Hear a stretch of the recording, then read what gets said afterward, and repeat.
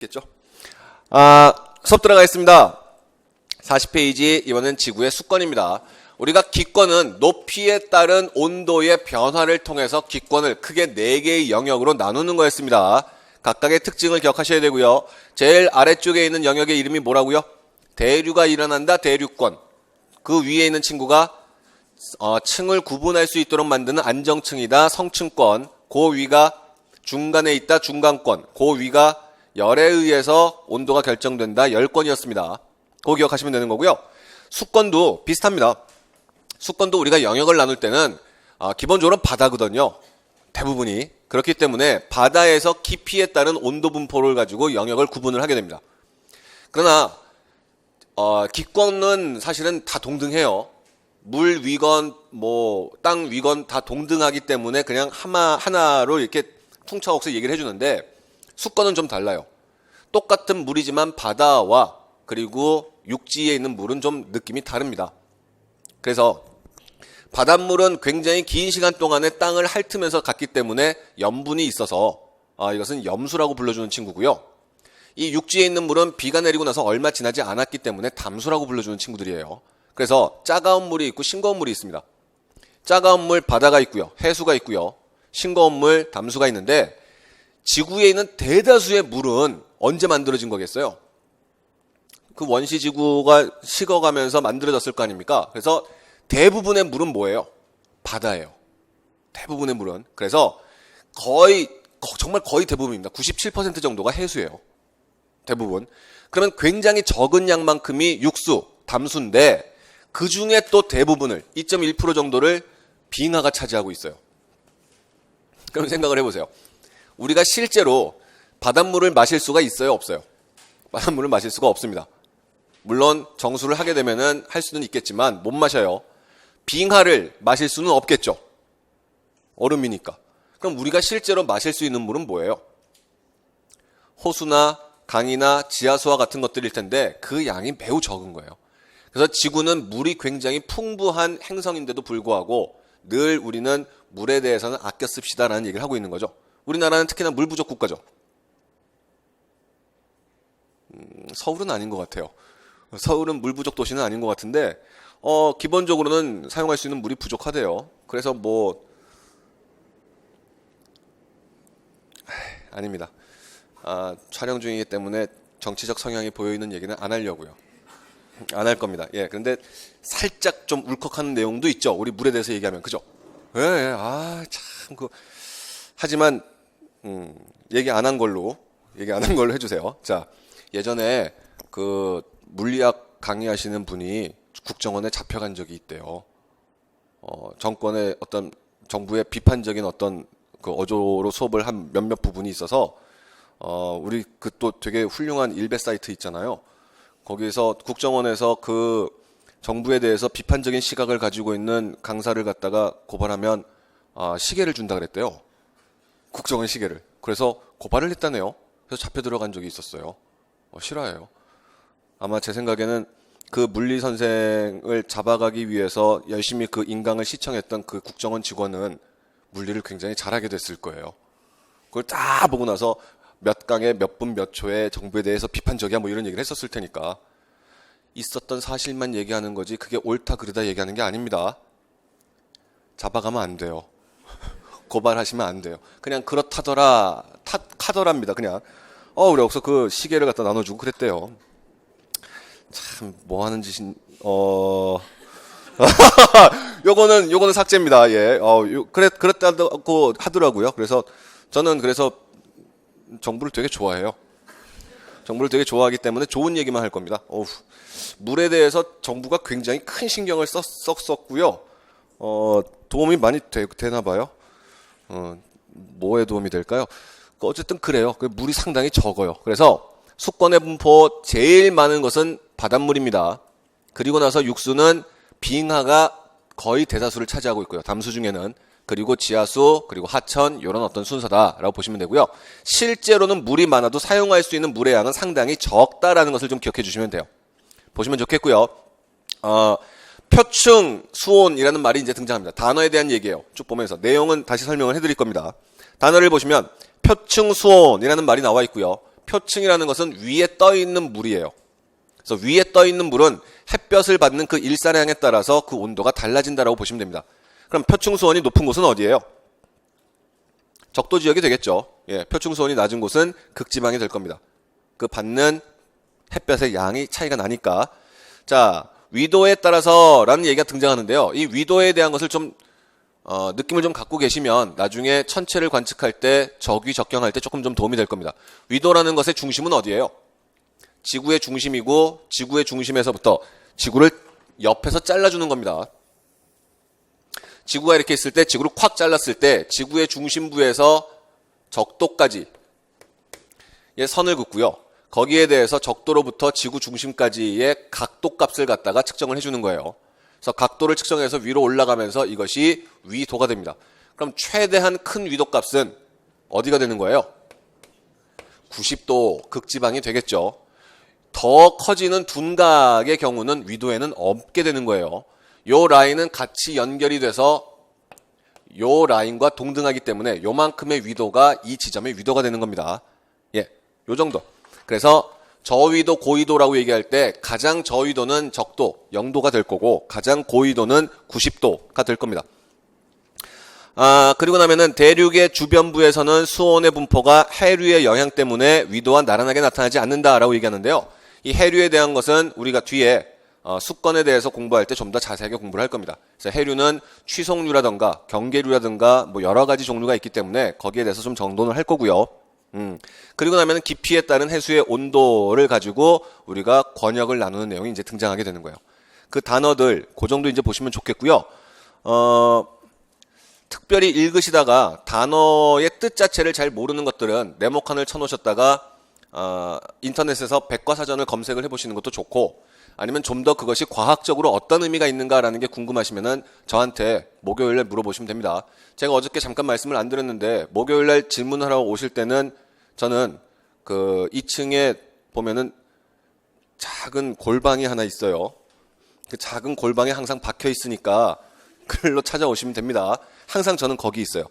그 가급적이면은 5층에서 수업을 하는 경우에는 그 교실에서 제가 기다리는 경우도 있을 것 같긴 한데, 그래도 일단 제가 5층 우리 교실에 제가 없을 때는 그 골방 2층 골방으로 찾아오시면 됩니다.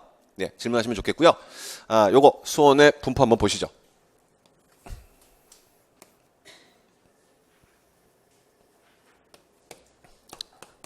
자, 이번에는 물은 속으로 들어가면서 보는 거기 때문에 깊이에 따른 온도 분포를 봅니다.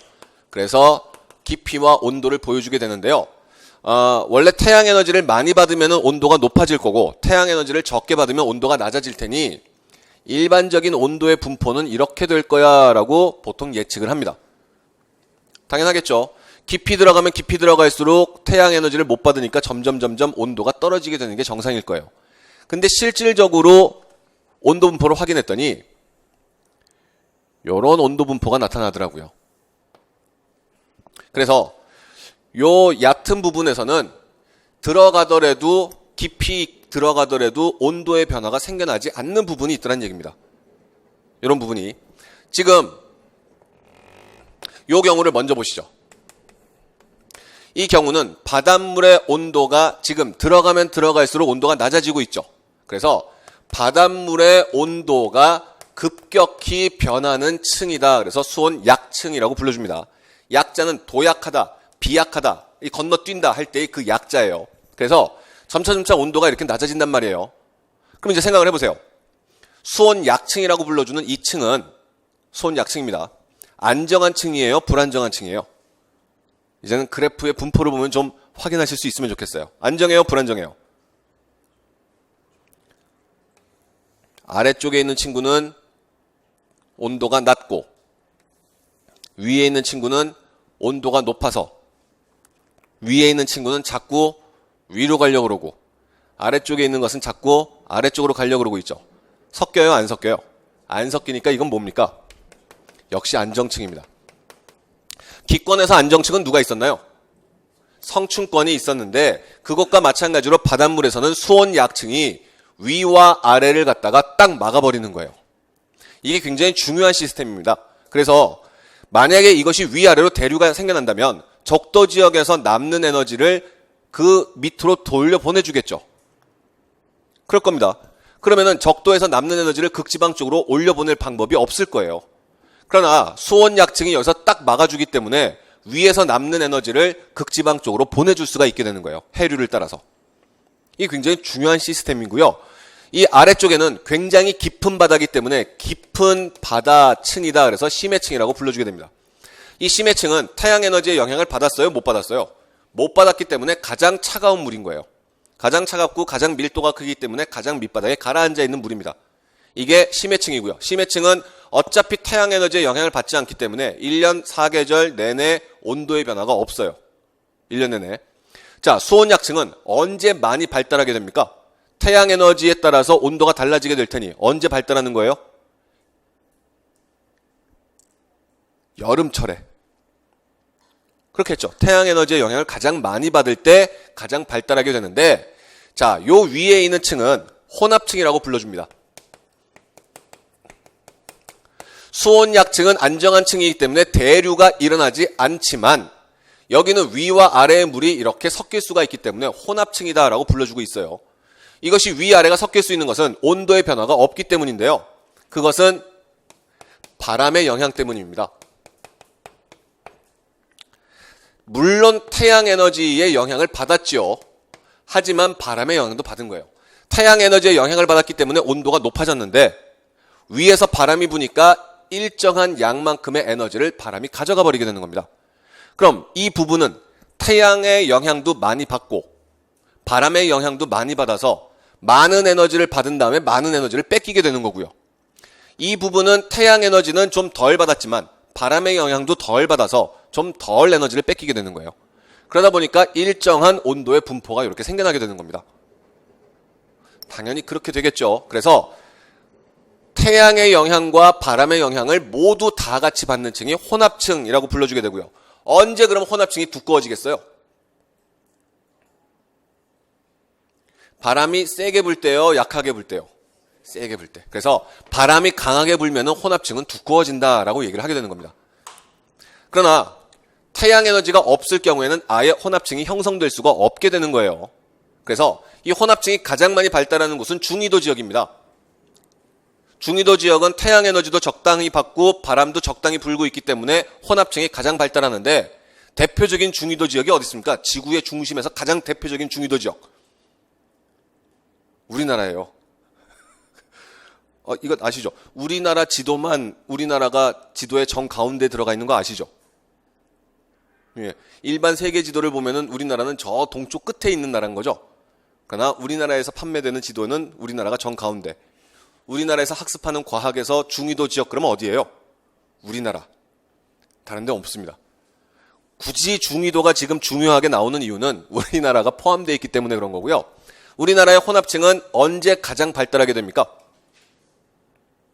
바람이 가장 강하게 불 때, 그래서 가을에서 겨울로 갈 때, 바람이 시게 불 때 이때 혼합층이 제일 두꺼워지게 됩니다. 수온약층은 언제 가장 활발하게 발달하나요? 여름철에 태양 에너지의 영향을 받는 것이 여름이라 그랬으니까. 그 정도 이제 보시면 됩니다. 그래서 혼합층, 수온약층, 심해층 이렇게 구분할 수 있게 되는 거고요. 실질적으로는 기권과 수권의 온도 분포가 같이 주어지는 경우도 있었습니다.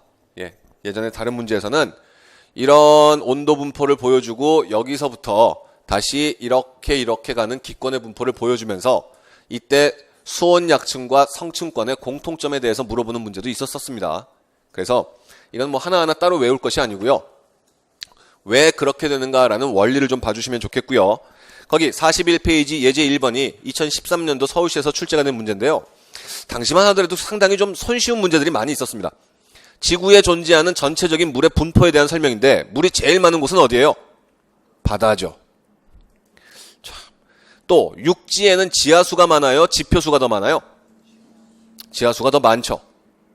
지표수라는 건 위에 떠 있는 물이기 때문에 호수, 하천 이런 것들입니다. 지하수가 좀 더 많고요.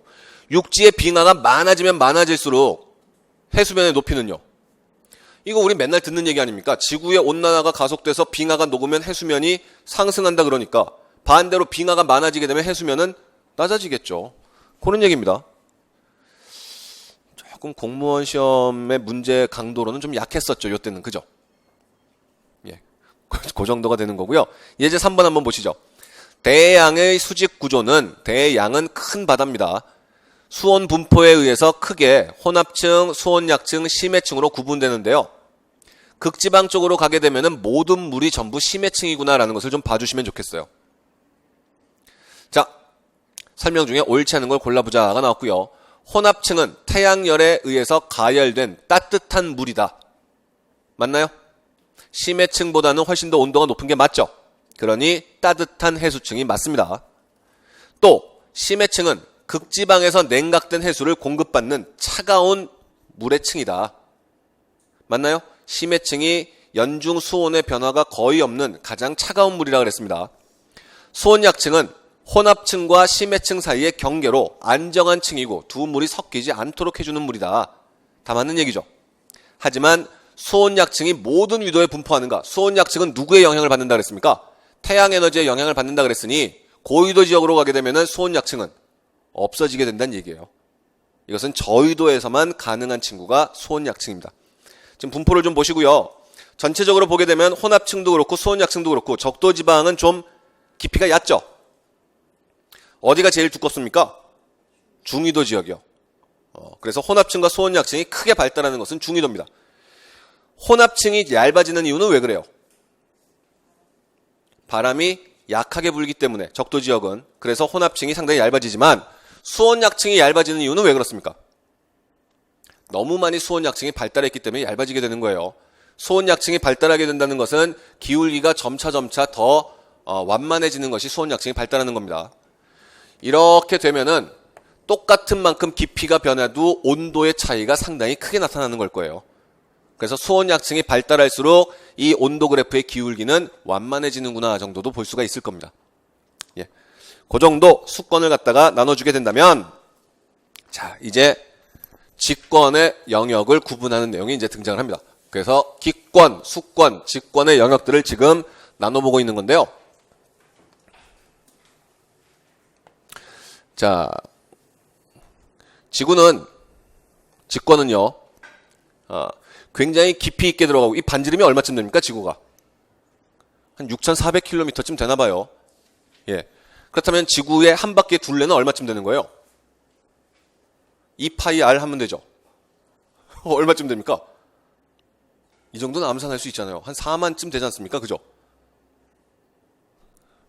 그걸 계산하고 있으시면 안 돼요. 틀릴지도 몰라요. 반지름은 6,400km, 둘레는 4만 km 정도가 됩니다. 그럼 빛은 1초에 지구를 몇 바퀴를 돌게 되는 거예요? 7바퀴 반을 돌게 돼서, 그렇잖아요. 그래서 슈퍼맨 영화를 보게 되면은 그 슈퍼맨이 그 여자친구가 죽고 난 다음에 지구의 시간을 거꾸로 돌리기 위해서 막 거기를 이렇게 도는 장면이 나오지 않습니까? 옛날 슈퍼맨 영화요. 요새 거 말고 1970년대 그거 막 도는 장면이 나오는데 그 빛처럼 움직이는 그 슈퍼맨의 그 도는 횟수를 한번 세보세요. 그 영화에서 정확하게 7바퀴 반만큼이 그려집니다.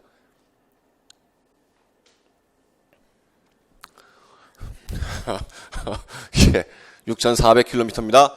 그러나 우리는 10km도 들어갈 수가 없어요. 땅을 파고 들어가면 들어갈수록 어마어마하게 뜨거워지기 때문에 파고 들어갈 수가 없습니다. 그래서 지구의 내부의 구조를 갖다 확인할 수 있는 유일한 방법은 이런 구조를 갖다가 뚫고 나가는 파동을 이용해서 그 구조를 갖다가 우리가 판단하는 거예요. 그래서 지진파와 같은 이 파동을 통해서 지구의 내부의 구조를 우리가 추측하는 겁니다. 예, 이렇게 된 거고요. 보면은 지구에는 직권의 가장 기본 구조에는 지구의 제일 바깥에 있는 얇은 껍데기가 있습니다. 그래서 지구의 껍데기다. 그래서 지각이라고 불러주게 되는 거고요. 우리가 피부가 떨어져 나가는 건 뭐라고 불러주는 거예요? 각질이라고 부르는 그 지구의 피부라는 얘기입니다. 그래서 지구의 껍데기고요. 이 지각은 크게 두 가지로 나눠서 바다 위에 있는 지각과 육지를 만들어주는 대륙 지각, 이렇게 두 가지로 구분할 수가 있어요.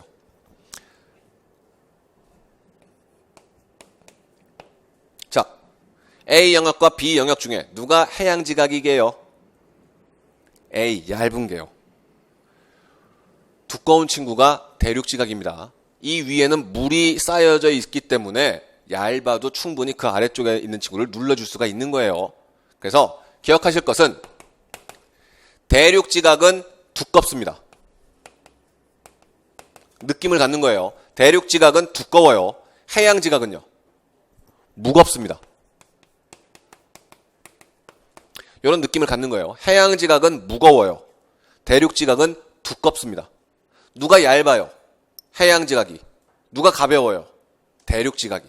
그래서 각각의 특징을 조금 좀 기억을 좀 해주시면 좋겠고요. 대륙지각과 해양지각, 그 지각의 아랫부분에는 지구의 가장 많은 부분을 차지하고 있는, 가장 부피가 크고 가장 질량이 큰 멘틀이 들어가 있습니다. 멘틀인데요. 이 멘틀은 뭘로 만들어졌나요? 고체인가요? 액체인가요? 예? 뭐라고요? 좀 움직이는, 그러니까 고체요? 액체요? 기체요?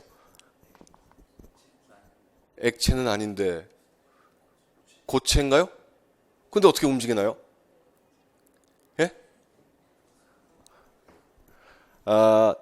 고체입니다. 멘틀은 고체예요. 예, 하지만 말씀하신 것처럼 대류가 가능해요. 점성 상태의 겔 타입이다라고 얘기합니다.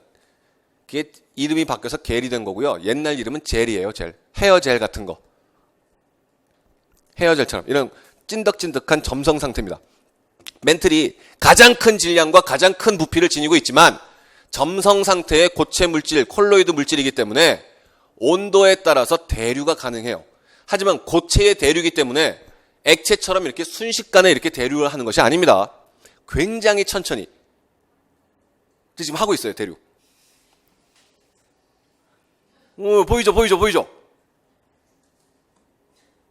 힘들어요. 이렇게 대류를 하고 있는 거예요. 점성 상태. 끈적끈적한 요 느낌만 좀 가져주면 좋겠습니다. 그래서 끈적끈적하게 대류를 합니다. 자, 하지만 뭐라고요? 고체이기 때문에 이 멘틀도 아래쪽에 있는 친구는 온도가 상당히 높기 때문에 위쪽으로 솟구쳐 올라오고 있고요. 위에 있는 친구는 식어서 밑으로 가라앉는데 그 중에는 너무 식어버려서 움직이지 않는 친구들도 있는 거예요. 이런 친구가 있습니다. 그래서 이 친구들, 이 상부 멘틀은 딱딱해요. 안 움직이는 친구고요. 그 아래쪽에 있는 친구들이 이렇게 대류를 하는 연약권이다라고 불러주게 되는 겁니다. 이렇게 돼요. 이때 지각과 상부 멘틀을 합쳐서 우리는 판이라고 불러주게 됩니다. 그럼 판이라는 것은 딱딱한 덩어리예요? 아니면은 움직일 수 있는 덩어리예요? 딱딱한 덩어리인 거예요. 예. 그 밑에 말랑말랑한 덩어리들은 연약권이다라고 불러주게 되는 거고요. 예. 지각 그리고 상부 멘틀 단단한 이런 덩어리들을 판 혹은 암석권이라고 불러줍니다. 그 밑에 있는 친구가 대류가 가능한 연약권이다라고 불러주고 있는 거예요. 그럼 생각을 해보세요. 이 멘틀이라는 것은 끈적끈적하다 그랬었죠. 이 친구가 대류를 하는데 빨리 움직인다 그랬습니까? 천천히 움직인다 그랬습니까? 천천히. 그러니 여기 있는 암석권이랑 붙어서 끈적끈적하니까 끈적끈적하게 밀어붙이는 거예요.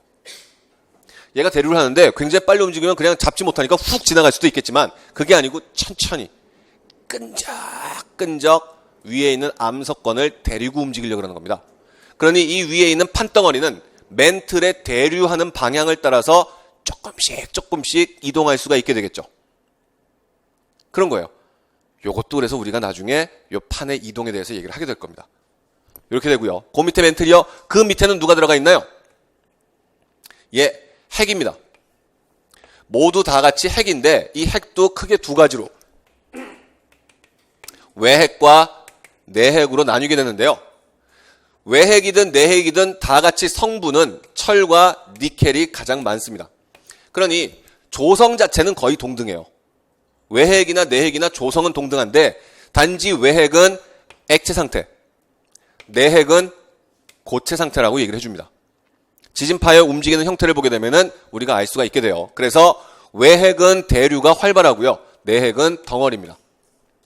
철과 니켈이고요. 이때 외핵에 있는 액체 상태가 돌면서 뭘 만들어내게 된다 그랬습니까? 지구의 자기권, 자기장을 만들어내게 되는 거예요. 이 지구에 만들어진 도너츠 형태의 자기장이 태양으로부터 오는 고에너지 입자들을 갖다가 막아줄 수가 있게 되는 거고요. 이것을 벤 앨런대라고 불러주게 됩니다. 예. 그러나 우리는 크게 우리한테 중요하지 않고요. 요거는 한번 보시죠. L자로 쓰게 되면은 어떤 물질의 상태를 얘기하는 거예요? 액체. 뭐의 약자입니까? 리퀴드. S로 쓰게 되면은 고체, 솔리드. G자로 쓰게 되면은 가스, 기체. 이렇게 보시면 됩니다. AQ는요. 요 우리 교과 과정에서 이제 등장하는 그 물질의 상태는 요 네 가지밖에 없거든요. G는 기체, L은 액체, S는 고체. 그렇게 사용할 겁니다. AQ는 aqueous solution이라고 그래서 물과 섞여져 있는 물질이라는 뜻입니다. aqueous solution은 그래서 수용액 상태를 얘기해 주는 거예요. AQ는. 그럼 AQ라고 적혀져 있으면 이것은 다 순물질이에요? 혼합물이에요? 다 혼합물입니다. 이제 잘 하시는데요, 이제. 예. 그 정도입니다. 그 정도 이제 그래서 지구 내부의 구조를 보게 되는 거고요. 이 지구 내부의 구조는 지진파를 통해서 확인을 하게 됐고요. 여기서 가장 중요한 것은 멘틀은 대류가 있고요. 해양파는 무겁고요. 대륙파는 두껍다라는 걸 기억하시면 돼요. 해양파는 무겁고요. 대륙파는 두껍습니다. 그럼 대륙판과 해양판이 만나서 서로 밀어붙이게 되면 누가 밑으로 가라앉는 거예요? 해양판이. 누군가를 찢어버리려고 그러면 대륙판을 찢는 게 쉬워요? 해양판을 찢는 게 쉬워요? 해양판을. 해양판이 얇으니까. 그래서 대륙판은 쉽게 찢어지지는 않지만 대륙판하고 해양판이 만났을 때 대륙판은 쉽게 찢어지지 않아요. 하지만 둘이 만나게 됐을 때 해양판이 대륙판의 아랫부분으로 들어가게 됩니다. 하나의 판이 뭐라 그랬습니까? 판이 지각과 상부 멘틀의 단단한 덩어리. 하나의 판이 다른 판의 아래쪽으로 들어가는 것을 섭입한다라고 얘기를 해주게 됩니다. 이 지구과학 파트인데요. 지구과학 파트의 대부분의 단어들은 다 뭐게요? 한문입니다. 한문. 그래서 여러분들은 국어를 열심히 하시잖아요. 그죠? 이렇게 언어만 보면 한문이 의미하는 바를 이렇게 대충 감을 잡을 수가 있지 않습니까? 그죠? 현무암은 무슨 색깔이겠어요? 현자가 뭡니까? 거무리현. 이런 거잖아요. 그죠? 화강암은 단단하겠어요? 말랑말랑하겠어요? 단단하니까 화강암, 이런 거죠. 그죠? 저한테 왜 그래요? 그렇게 보시면 되는 거고요. 많은 분들이 질문을 하기 때문에 말씀을 드리는 건데 거기 예제 1번을 보시면 편하게 대답하실 수가 있을 거예요. 근데 거기 이제 3번에 대해서 이제 좀 얘기를 할 건데 1번에 지구 내부의 구조를 확인하기 위해서 지진파를 활용하는 것은 지진파가 매질에 따라서 속력이 달라지는 성질을 이용하는 겁니다. 이건 지금 안 했습니다. 왜냐면 뒤에 지진파에서 다시 얘기를 할 거기 때문에. 그러니 이 1번 답은 못 쓰셔도 상관없어요. 두 번째, 지구 내부의 직권 중에 가장 큰 부피와 질량을 차지하는 게 누구라고요? 멘틀이요. 자, 세 번째, 지구의 직권 중에 대류가 일어날 것으로 예측되는 권역은 어디입니까? 외핵만입니다. 우리는 물론 지식으로 알고 있어요. 멘틀도 대류가 가능하다는 것을. 하지만 지진파를 통해서 지구의 권역을 분포를 봤을 때 멘틀은 뭐라고요? 고체이기 때문에 대류가 있을 거라고 상상할 수가 없었습니다. 그래서 이 문제를 보시면 대류가 일어날 것으로 예측되는 권역이기 때문에 멘틀은 포함되지가 않는 거예요. 답은 그렇게 나온 겁니다. 그래서 처음에 그 대륙이 이동한다라고 얘기했던 아저씨가 누구예요? 뱃속에다 막 베개 집어넣었던 아저씨. 베개 넣어.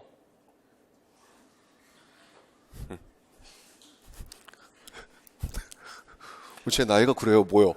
뱃속에다 베개 집어넣는 베개 넣어 있잖아요. 그죠?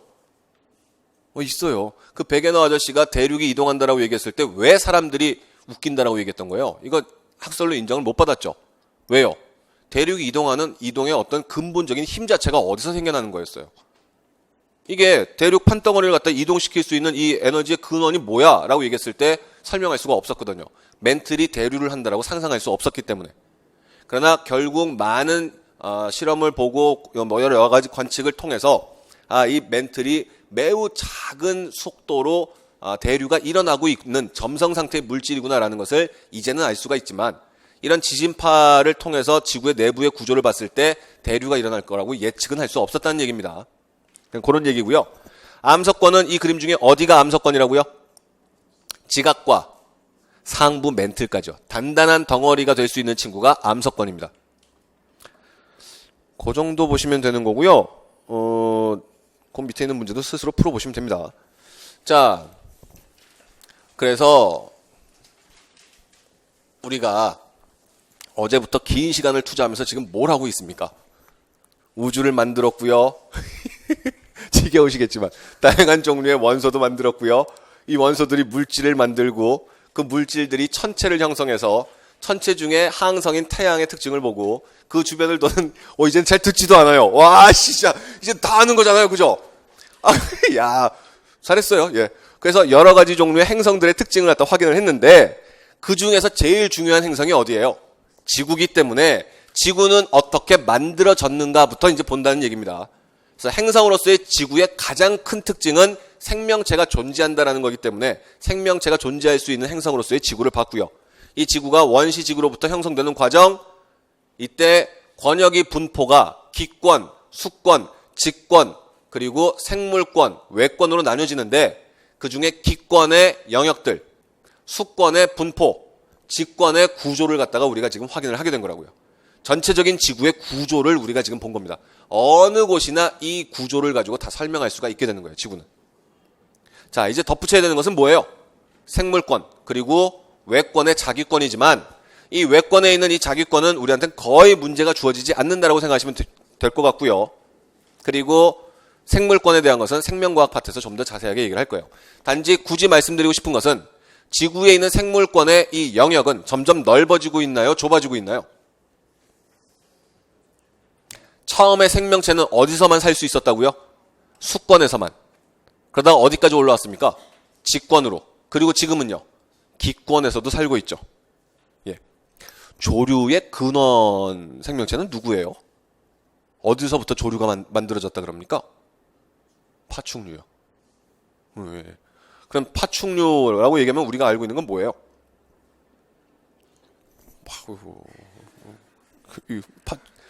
어디를 지배하든 중생대를 지배하든 그 친구들 누구예요? 공룡이요. 예. 그래서 그때 공룡들로부터 이 조류가 발생되게 되는 거고, 그래서 그때 등장했던 첫 번째 시조새라는 얘기가 이제 등장하게 되는 거죠. 예. 시조새는 어느 시대의 표준인 거예요? 중생대의 표준 화석이 되겠구나라는 것도 알 수가 있다는 얘기입니다. 이것도 나중에 또 말씀드릴 거예요. 그냥 그 정도입니다. 그리고 나면은 이런 각각의 권역들이 서로가 서로한테 영향을 미치면서 존재하기 때문에 지구계에는 서로서로의 상호작용이 있다라는 얘기가 이제 등장하게 되는 거고요. 이 부분은 설명을 안 할 겁니다. 우리는 성인이기 때문에 문장을 잘 읽어보시면 누가 누구에게 영향을 주는지를 알 수가 있어요. 예를 들어서 독도는 파도가 쳐서 만들어진 섬이야라는 얘기가 나옵니다. 누가 누구한테 영향을 준 건가요? 수권이 직권에게. 그럼요. 해저 화산이 터졌어요.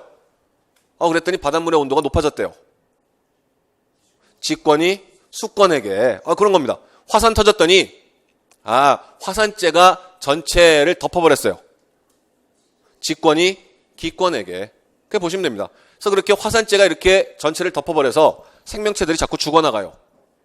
기권이 생물권에게. 읽어보시면 되는 겁니다. 그래서 어려운 내용들이 아닌데요.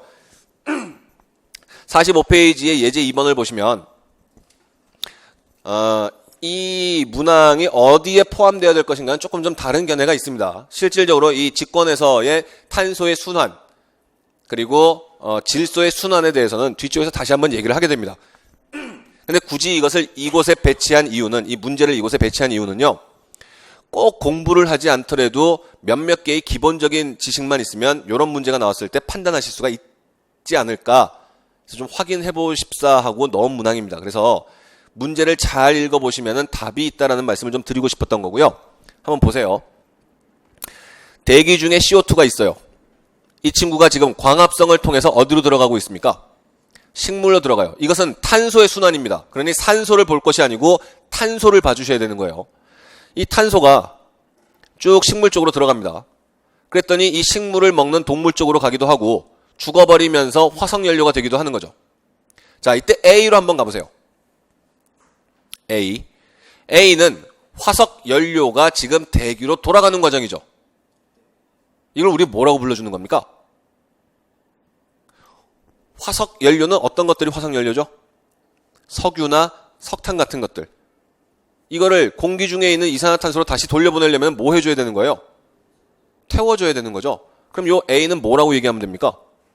연소. 그런 겁니다. 또 공기 중에 있었던 이산화탄소가 C의 과정을 통해서 지금 바다로 가고 있습니다. 이거는 우리 원시 대기의 조성 과정에서 우리가 얘기했던 그 내용인 거죠. 이산화탄소가 물에 녹게 되는 과정이고요. 그 친구가 다시 뭘 만들고 있는 거예요? 석회암을 만들면서 직권으로 가고 있는 겁니다. 자, 그래서 문제가 나왔을 때 기억 보기 한번 보세요. A에 의해서 지구온난화가 강화되는가? 그럼 A를 찾아보는 겁니다. 문제가 아무리 어려워 보이는 문제라도 실제로는 그 문제 안에 답이 다 있기 때문에 화석연료로부터 지금 A의 과정을 따라가면 결국 뭐가 되는 거예요? CO2가 되는 거기 때문에 A에 의해서라는 얘기는 CO2가 많아지면 이라는 얘기하고 똑같은 얘기가 되겠죠. 그럼 CO2가 많아지면 지구온난화가 강화되는 건 맞습니까? 맞죠. 그럼 기억은 맞는 복입니다. 두 번째요. B는 탄소가 생물권에서 직권으로 이동하는 과정인가? 식물은 생물권 맞죠? 이것이 화석연료로 변하고 있습니다. 이건 생물권에서 직권으로 가는 게 맞나요? 땅속 깊은 곳에 쌓이는 거 맞아요? 맞죠? 그럼 기억도 맞고 니은도 맞으니까 디귿 리을이 틀렸겠죠. C와 D에 의해서 원시 대기에 있던 이산화탄소의 농도는 어떻게 됩니까? 감소하는 거죠. 그럼 일단 디귿은 명확하게 틀린 거 아닙니까? 혹시라도 이렇게 기억, 니은, 디귿, 리을이 나오거나 기억, 니은, 디귿의 문제가 나왔을 때 이게 내가 잘 모르는 파트야 라고 해서 걱정하실 필요가 없다는 얘기예요. 저희한테 나오는 문제들은 문제는 어려워도 답은 쉽게 나올 수밖에 없습니다. 1분 안에 풀어야 되니까.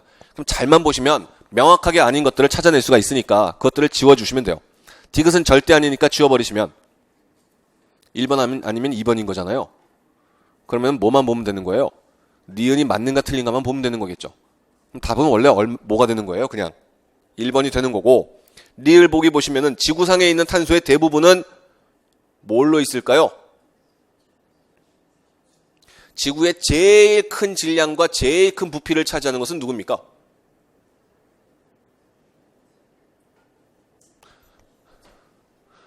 지구에서 제일 큰 부피와 질량을 차지하는 게 누구라 그랬어요? 멘틀이요. 그럼 탄소의 대부분은 다 어디 들어가 있을까요? 그냥 멘틀이 외우세요. 예. 탄소의 대부분은 멘틀에 들어가 있습니다. 그러니까 이거 일일이 이렇게 하나씩 외우시면 한두 끝도 없는데요. 처음 할 때만 힘드니까 그렇게 보시면 되고요. 문항이 이렇게 탄소의 순환은 뒤에 다시 한번 말씀을 드릴 겁니다.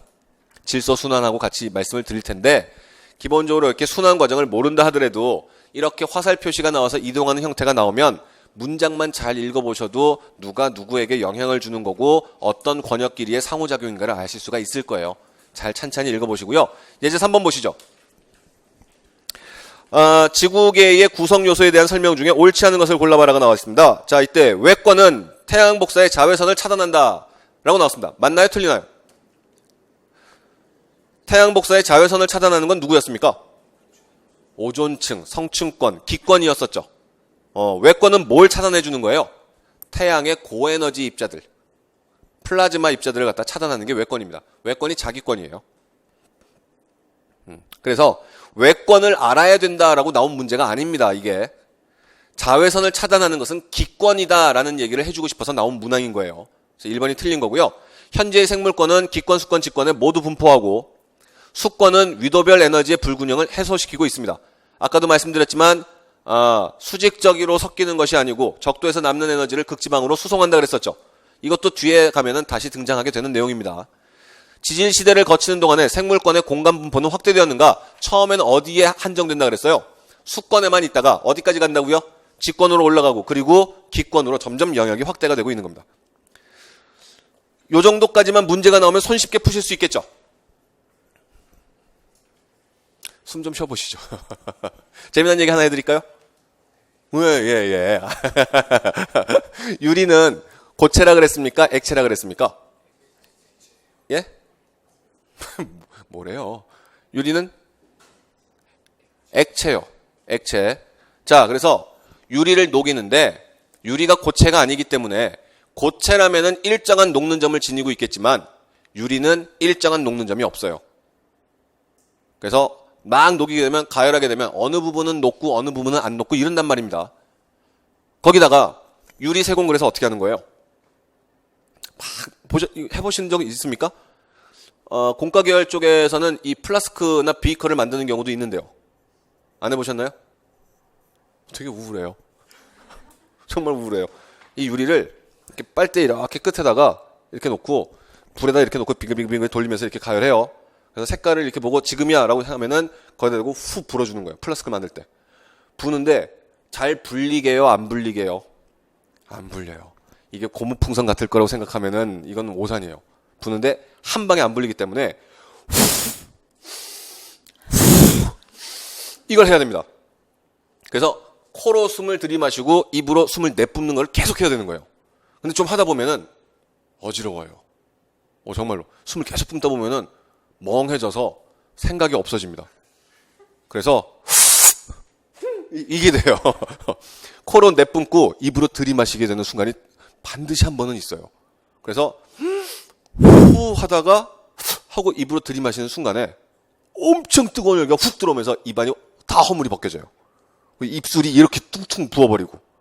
그래서 재밌어요. 그래서 이렇게 저희는 다시 기숙사 생활을 했으니까 식당에서 이렇게 밥 먹다가 입술이 이렇게 대빨 나온 친구들 보면은 너 비커 만들었구나 뭐 요런 얘기였단 말이에요.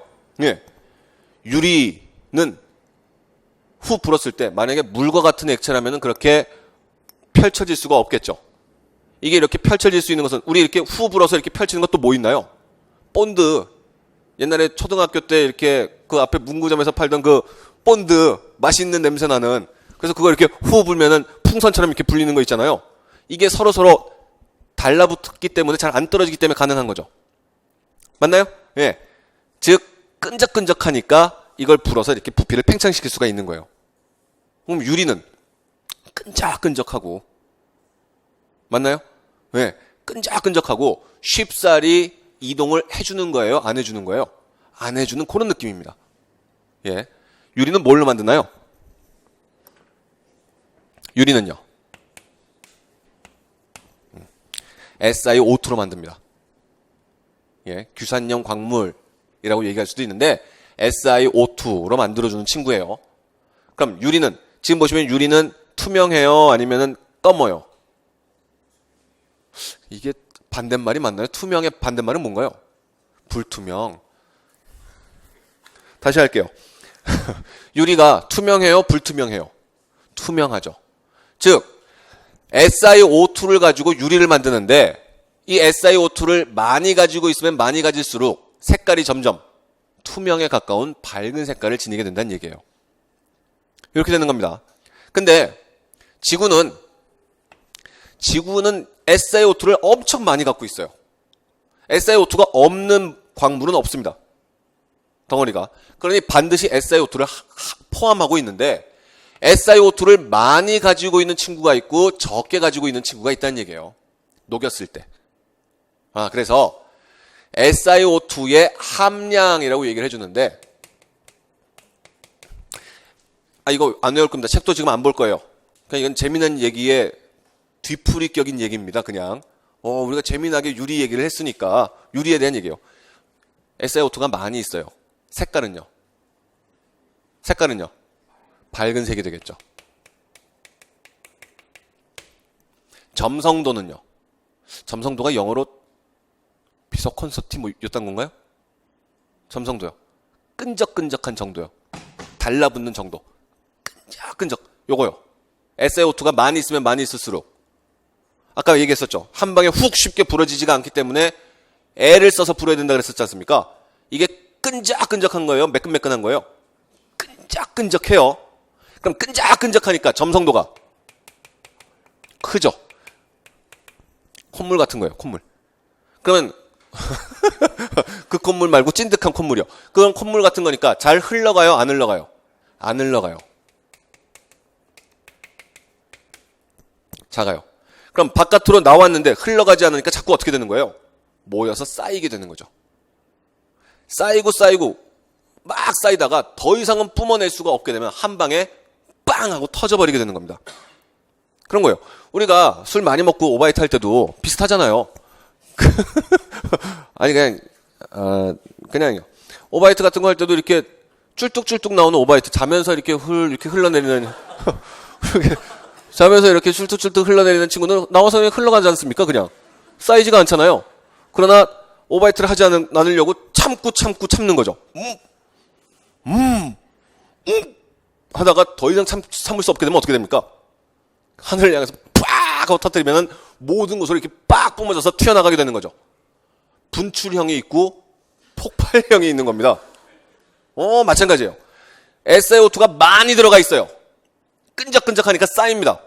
흘러가지 않으니까 거기에 뭉쳐져 있어요. 이 친구는 폭발하는 친구예요? 분출하는 친구예요? 폭발하는 친구죠. 한 방에 대답을 해주셔야 두 번 듣는 일이 없습니다. 이렇게 되는 거예요. 이 얘기는 뭐에 대한 얘기냐면 화산 활동에 대한 얘기를 이제부터 할 겁니다. 지금부터 진행하는 내용들은 직권의 변화에 관련된 얘기들이에요. 아니 뭘 또 넘기십니까? 직권입니다. 기본적으로 이런 땅덩어리들의 변화에는 조륙운동이 있고 조산운동이 있어요. 우리는 조륙운동은 다루지 않습니다. 조륙운동이라는 것은 수직적인 움직임을 얘기하는 거예요. 이렇게 융기가 됐다가 이렇게 침강을 하게 됩니다. 왔다 갔다. 기본적인 밀도의 변화 혹은 그 밑에 있는 어떤 여러 가지 변화에 의해서 땅이 올라왔다가 막 깎여나가고 다시 가라앉아서 거기 쌓이고 이런 일이 벌어지는 거예요. 조륙운동입니다. 위아래로. 시간이 많이 걸릴까요? 적게 걸릴까요? 엄청 많이 걸려요. 이거는 기본적인 다른 조산운동보다는 훨씬 긴 시간이 걸리는 게 조륙운동이에요. 하지만 조산운동은 뭐냐면 수평적인 힘을 받아서 변화가 생겨나는 겁니다. 조륙운동은 수직적인 움직임이라면 조산운동은 수평적인 움직임이에요. 아까 지각과 상부 멘틀, 이 단단한 덩어리를 뭐라고 부른다 그랬습니까? 암석권, 판이라고 불러주는데 이 판이 움직인다 그랬었죠. 누구 때문에요? 원동력이 뭐예요? 멘틀이 대류를 하니까. 멘틀이 대류를 하는데 한 1년에 1cm씩 움직인단 말입니다. 이쯤에서 한번 피식 웃어주셔야 되는데 1년에 1cm요. 이렇게 지금 움직이고 있는 거예요. 힘들어요. 이렇게 움직이고 있어요. 그 눈으로는 잘 보이지 않지만 그래도 이것이 융기하고 침강하는 것에 비하면 어마어마한 속도라는 얘기죠. 1년에 1cm씩 움직이고 있으니까. 그래서 조산운동이 벌어집니다. 수평적인 움직임이 생겨나는데 이 조산운동의 결과 생겨날 수 있는 현상이 뭐냐? 가서 빵 부딪히니까 안에서 뻥 하고 터져서 화산이 터질 수도 있고, 두 개가 부딪히면서 마찰에 의해서 흔들리니까 지진이 생길 수도 있는 거예요.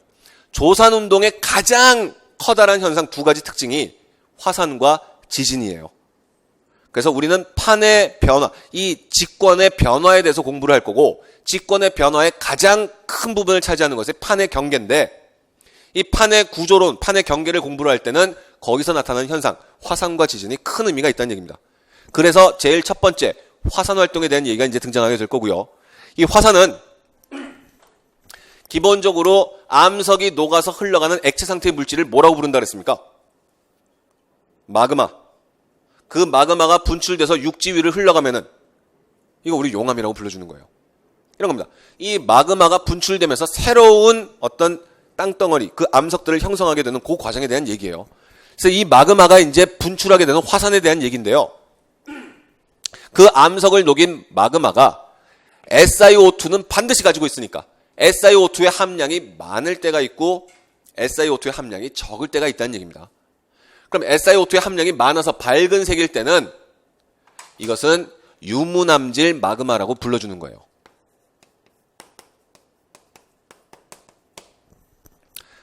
실제로 U자는 흐를 U자지만 잊어버리세요. 우리랑 상관없으니까.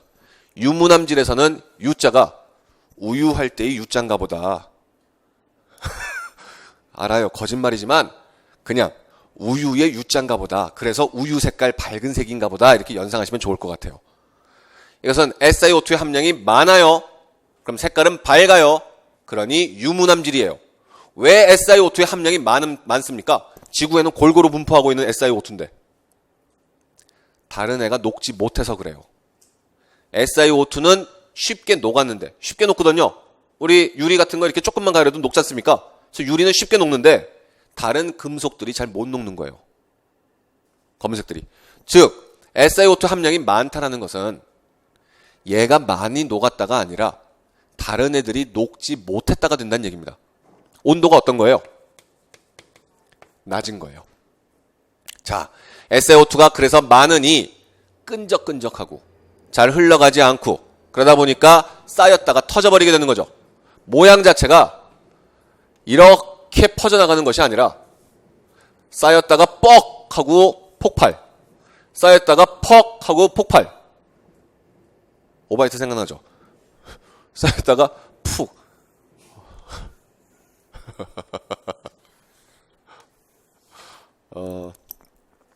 초등학교 친구가 생각나서. 저희 때는 도시락 싸워서 같이 먹었었는데 이렇게 밥을 막 같이 먹고 있는데 친구가 되게 웃긴 얘기를 한 거예요. 그래서 밥을 입에 한 묶음을 넣었는데 웃음을 참으려고 참다가 못 참아서 이렇게 팍 하고 뱉은 거죠. 미안하다 용태. 빡 뱉어버려갖고서 예, 그 친구 이름이에요. 잊어버리셔도 돼요. 빡 뱉어갖고서 같이 모여서 도시락을 먹고 있었는데 온 애들 도시락에 다 이렇게 분포를 시켜줬죠. 이렇게. 아유. 그리고는 지도 얼굴에 밥을 다 묻었는데 지가 화내는 거예요. 얼굴에 밥을 묻었다고. 우리는 되게 멍해서 이렇게 보고 있는데. 그런 생각이 나네요. 저희는 초등학교 때 급식이 없어갖고서 다 도시락 싸갖고 왔는데 늘 밥에 비해서 반찬이 부족했었죠. 언제나. 애들끼리 막 반찬부터 먹으니까. 상대방 반찬을 먼저 먹잖아요. 이렇게. 그래서 항상 밥이 반쯤 남으면 쌀밥만 있어요. 이렇게. 반찬은 없고. 그러면 이제 다들 잔디밭 쪽에 이렇게 가갖고서 이렇게 밥알을 한두 개를 이렇게 떨굽니다. 떨구면은 개미가 와요. 개미가 오면은 개미를 이렇게 들고 이렇게 문질러주면 개미가 몸을 이렇게 오그라뜨립니다. 예, 공격하려고.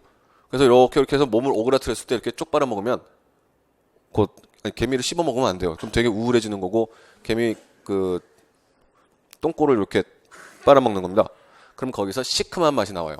이건 뭡니까? 개미산, 포름산입니다. 그래서 생명체들이 상대방을 공격하려고 만들어내는 물질은 산성 물질인 거예요. 그래서 그거 가지고 이렇게 먹으면 시큼하고 산이니까 시큼하고 맛있으니까 이렇게 먹고 이렇게 내려놓고 밥 먹고 그랬었죠. 친구 몇몇은 그냥 개미 한두 마리 이렇게 집어서 밥에 넣고 막 흔들어줍니다. 그럼 개미들이 돌아다니면서 이렇게 산을 뿌려놓거든요. 그래서 개미 이렇게 버리고 밥을 갖다 이렇게 비벼 먹고 막 그랬었어요. 저희. 갑자기 생각나는데요. 왜요? 다 그렇게 살았어요. 뭐. 저희 지금 도시락이 없어 신문지에다가 밥 싸갖고 다니는데 그걸 갖다가 친구들한테 도시락인 것처럼 보이고 싶어서 이렇게 들고 다닐 때는 도시락인 것처럼 보이게 하려고 이렇게 각을 맞춰갖고서 이렇게 딱 신문지로 이렇게 접어갖고서 이렇게 막 다른 애들 지나갈 때 이렇게 봐, 나 도시락 있어 막 이렇게. 그런데 막 이렇게 가다가 비가 오기 시작하면은 정말 우울한 거죠. 신문지 막 해지고 있으니까 이게 막 이렇게 다 떨어지는데 거기 이렇게 앉아서 밥은 아까우니까 앉아서 이렇게 밥을 거기서 주워 먹고 막 그랬었어요 옛날에. 예. 요거 무슨 모양인가요? 아까 얘기했던 개미 얘기는 기억을 해두세요. 나중에 가서 쓸 때가 있을 테니까 나중에 해도 되는 얘기인데 갑자기 옛날 생각나서 그냥 한 겁니다. 종 모양이기 때문에 종상이라고 이름을 붙여주게 되는 거예요. 그래서 딱 화산에서 우리가 기억할 것은 이거 하나밖에 없어요. SiO2의 함량에 따른 특징. 그래서 종 모양이 되기 때문에 종상화산이라고 불러주게 됩니다. 자,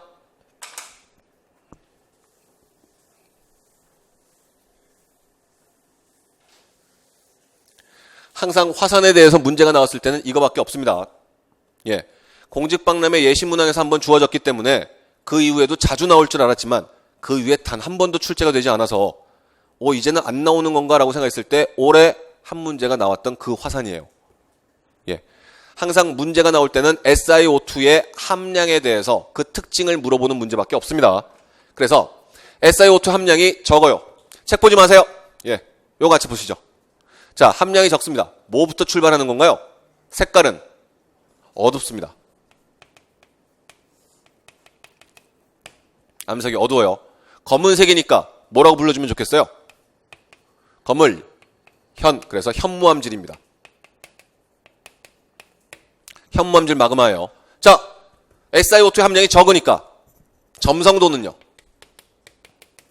끈적끈적한 정도는요, 작은 거죠. 그럼 흘러가는 성질은요, 유동성은 커질 수밖에 없을 겁니다. 똑같은 양만큼 들어가 있는 SiO2의 함량이 왜 작아진 거예요? 다른 친구들이 더 많이 녹았으니까. 온도가 어떻다는 얘기입니까? 높다는 얘기죠. 그럼 이 친구는 나올 때 점성도가 작고 유동성이 크니까 계속 흘러가겠죠. 계속 흘러갈 겁니다. 그러니 줄줄줄줄 흘러가는 분출형 화산이 될 거고요. 그럼 나오면서 그냥 흘러가고 그냥 흘러가니 전체적인 모양 자체가 납작한 형태의 모양이 되겠죠. 맞나요? 납작한 무슨 모양인 거예요? 방패 모양입니다. 방패는 한문으로요. 순, 모순할 때 이거 순자인 거죠. 그래서 무슨 화산이라고 불러주는 거예요? 순상 화산입니다. 상자는 무슨 상자예요? 모양 상자겠죠, 그죠? 방패 모양 화산이라고 불러주면 될 것을 굳이 순상 화산이라고 불러주는 거예요. 이렇게 되는 겁니다. 그래서 46페이지 한번 보시죠. 화산이 터지게 됐을 때 생겨나는 분출물들은 가스도 있고 쇠설물도 있습니다. 튕겨나오는 그런 암석 덩어리 같은 것들도 있어요. 이 이름을 붙일 때는 입자의 크기가 크면 괴라고 붙여주고요. 작으면 진이라고 붙여주게 되는 겁니다. 진자는 무슨 진자예요? 먼지 진자일 거고, 괴자는요? 바위 괴자, 뭐 이런 형태가 되겠죠. 뭐 그런 겁니다.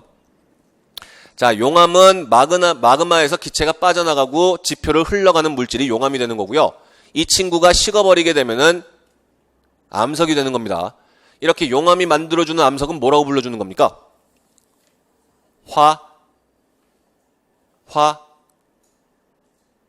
얕은 데서 만들어져서 용암이, 마그마가 만드는 암석은 화성암이라고 불러주는데, 그 중에 이렇게 얕은 지표에서 만들어주는 것은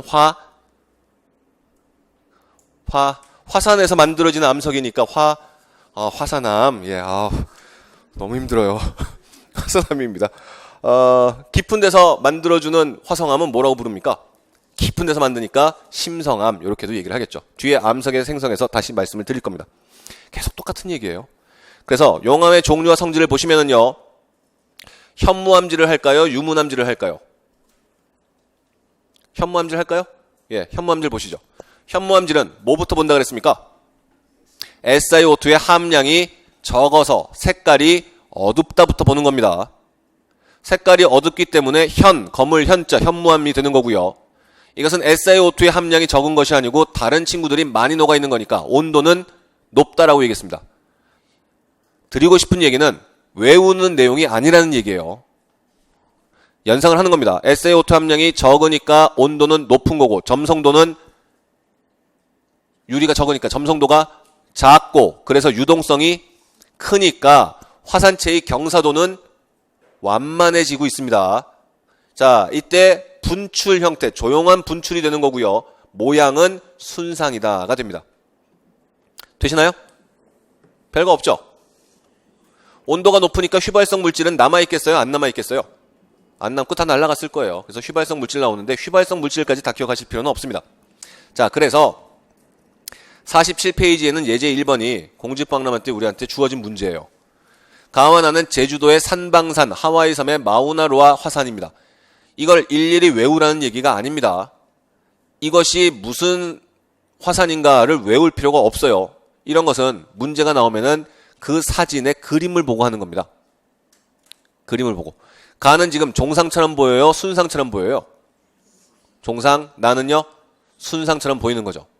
자, 혹시라도 나는 사실은 이 산 모양에 대해서는 좀 쉽게 판단이 안 가서 납작한 건지 높은 건지를 잘 모르겠다 싶을 때는요, 공무원 과학의 가장 큰 장점이 객관식이라는 데 있습니다.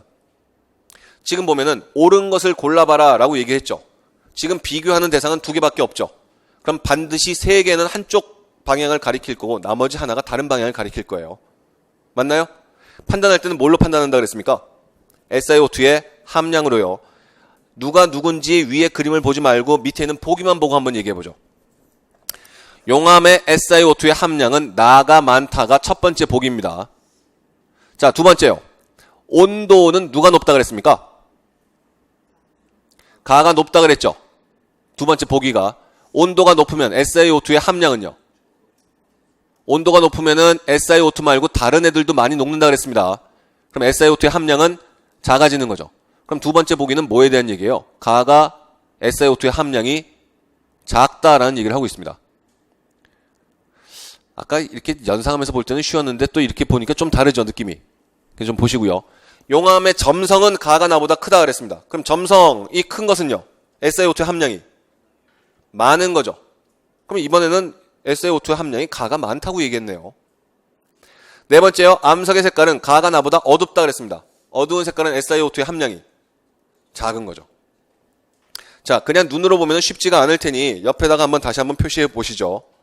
누가 SiO2의 함량을 많다라고 얘기하고 있는가? 누가 많다라고 얘기하는가? 1번은 누가 많대요? 나가. 2번은 누가 많대요? 온도가 가가 높다는 얘기는 나가 낮다는 얘기죠. 그럼 SiO2의 함량이 누가 많다는 얘기예요? 나가. 그럼 세 번째는 누가 함량이 많답니까? 가가. 네 번째는 누가 많대요? 나가.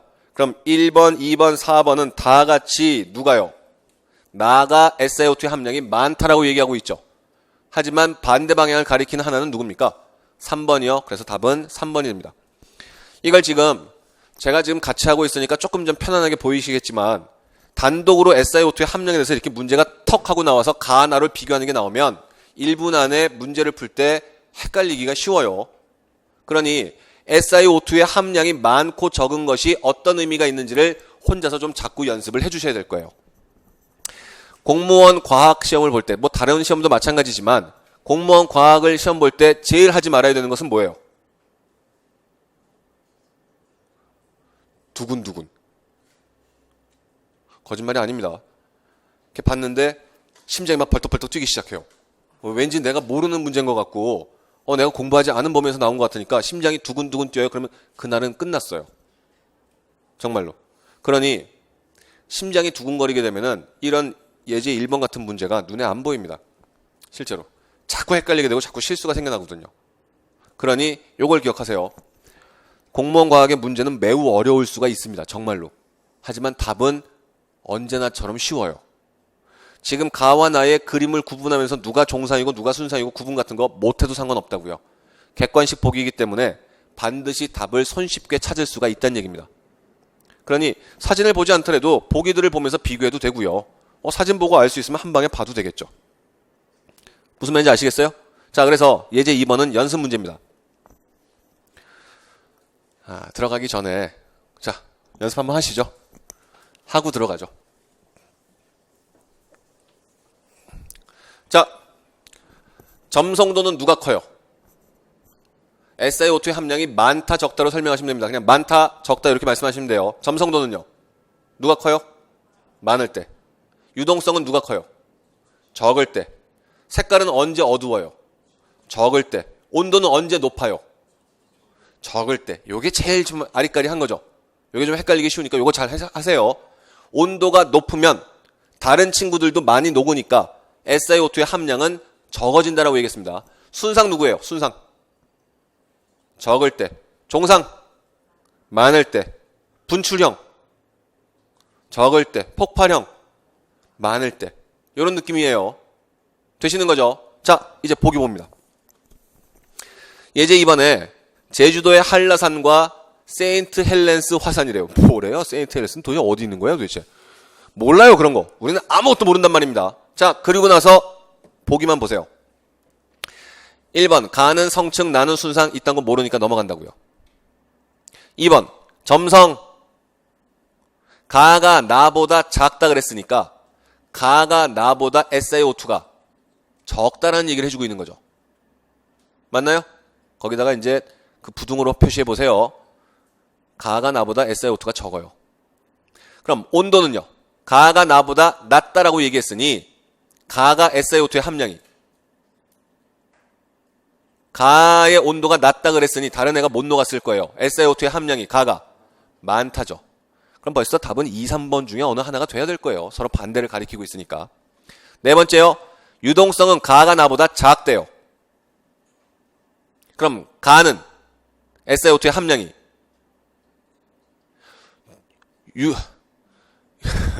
유동성이 가가 작대요. SiO2의 함량이. 유동성이 작은 것은 끈적끈적해서 흘러가지 못하는 겁니다. 가가 SiO2의 함량이 많다가 됐죠. 그럼 2번, 3번, 4번 중에 다른 곳을 가리키고 있는 것은 누구예요? 2번이요? 맞아요? 그럼 2번이 답이구나죠. 예. 그래서 찾아주시면 되는데 마찬가지입니다. 순상 화산이 SiO2가 제일 어떤 거예요? 제일 SiO2의 함량이 적은 친구인 겁니다. 그게 순상이 되는 거고요. 성층이라는 것은 번갈아 가면서 나오는 거예요. 분출됐다가 폭발했다가 분출됐다가 폭발했다 하면서 층이 만들어진 겁니다. 말 그대로. 그래서 순상 발음이 꼬여서 순상과 종상의 가운데에 들어가서 모든 것의 가운데 영역에 들어간 친구가 성층화산이라고 보시면 돼요. 예. 되시나요? 예, 그렇게 보시고요. 잠깐 쉬고 우리 이제 지진에 대한 얘기도 이제 할 겁니다. 그냥 잠깐 쉬길 건데요. 그 이제 요것만 좀 잠깐 얘기하고 좀 쉬죠. 왜요? 한숨 쉬기 없어요. 지구는 5대양 6대주 맞나요? 5대양 뭐 있습니까? 5대양 태평양, 대서양, 인도양 3대양 6대주 뭐 있나요? 6대주 아시아, 아프리카, 유럽, 오세아니아, 남아메리카, 북아메리카요? 아니에요? 맞는 것 같은데요. 그래요? 그러면 북극이나 남극에 있는 땅덩어리는 대륙은 아닌가요?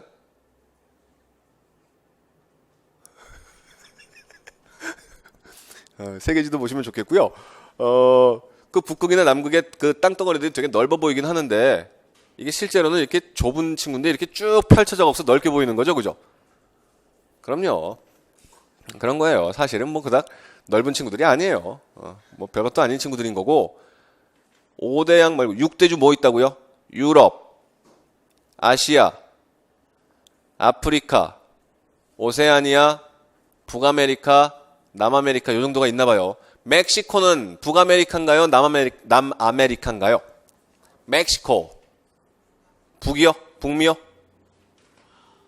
북아메리카 왜 한숨을 자꾸 쉬어요? 왜? 브라질이요. 이건 남아메리카고요. 칠레는요? 안데스 산맥은요? 남아메리카인가요? 샌 안드레아스 지역은요? 샌 안드레아스 지역은요? 남아메리카요? 막 갖다가 찍고 있는 거죠, 지금. 이거는 여러분들이 그 세계 지도가 지금 얘기하면서 이렇게 머릿속에 이렇게 그려지고 있으시죠? 그 대륙 땅덩어리들을 유지하고 있는 것이 대륙판입니다. 바다 3대양이었죠?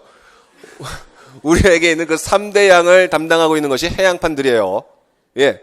그래서 세계 지도를 보면 해양판인지 대륙판인지 구분하실 수가 있으면 됩니다. 그냥 그 정도인데, 그냥 이제 마무리하는 거니까. 그 5대양 뭐 있나요? 그래서. 예. 잠깐 쉬고 수업 계속하겠습니다. 예.